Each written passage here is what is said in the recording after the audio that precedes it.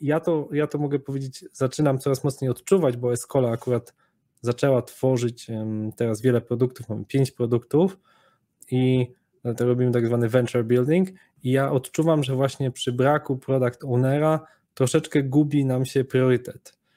To jest takie moje uczucie, które mnie przekonuje, że tak naprawdę każdy z tych produktów powinien mieć dedykowanego product ownera, a nie wszystkie jeszcze mają.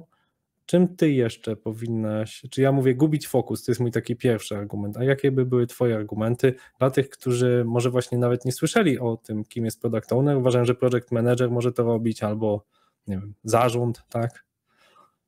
Nie da się robić biznesu bez dobrej znajomości klienta i użytkownika. I czy to jest firma technologiczna, czy to jest kwiaciarnia, czy restauracja, zawsze musimy znaleźć odpowiednią propozycję wartości dla konkretnej grupy docelowej. I to tak łatwo brzmi, ale to w praktyce tak rzadko wygląda tak, że my myślimy o tym w tych kategoriach, że my rozmawiamy z tą grupą, my po prostu idziemy bardzo często za tym, co my myślimy, że jest dobrze i co zadziała. A właśnie to podejście do testowania, do weryfikacji, do robienia mniejszych rzeczy, walidacji ich z tą grupą docelową, to jest coś, co bardzo szybko przekłada się na biznes i na metryki. I to można wdrożyć i pokazać nawet w mniejszych firmach i wszystkich w innych firmach. Czy ja bym czy bym była w stanie przekonać kogoś prowadzącego biznes do tego, żeby zatrudnił product ownera? Pewnie nie. Ale jeżeli pokazałabym kilka przykładów, najlepiej zabrałabym taką osobę na wywiad z kilkoma swoimi klientami i starała się pokazać, że może to, co ona teraz myśli o swoim rozwiązaniu, to nie jest do końca prawda i że warto dostosowywać tą swoją usługę czy produkt do tego, czego chcą i potrzebują ci użytkownicy. Tu kojarzy mi się powiedzenie jednego z pracowników mojego działu sprzedaży, czyli że on zrobi wywiad najpierw z prezesem, a potem wywiad zrobi z klientami, z pozostałymi osobami i się dowie, jak jest naprawdę.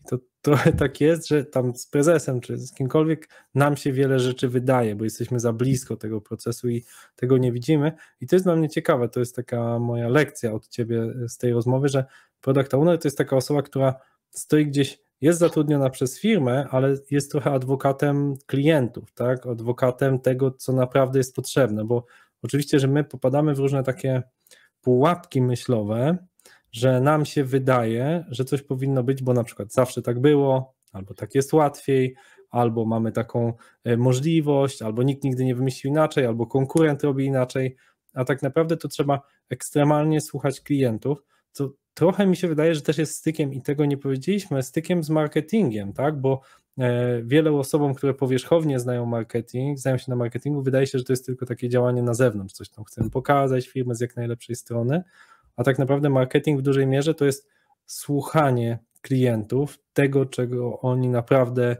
by chcieli i oczekiwali od tego produktu. I komunikacja do klientów w taki sposób, żeby pokazać im tą propozycję wartości i przekonać do zakupu. Czyli rozłożyć akcenty w taki sposób, żeby to było dla nich ważne, ale product owner też może takimi rzeczami się zajmować, znaczy ułożeniem, rozumiem, tych priorytetów, tak?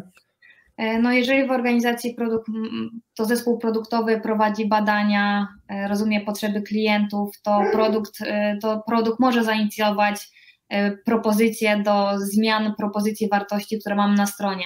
Nie? Albo w ogóle być mocnym interesariuszem chociażby redesignu strony, który obecnie prowadzimy. Nie? I być adwokatem wtedy tego użytkownika, no ale też biznesu, bo my też mogą być problemy użytkowników, których po prostu rozwiązywanie nie będzie opłacało się organizacji długoterminowo.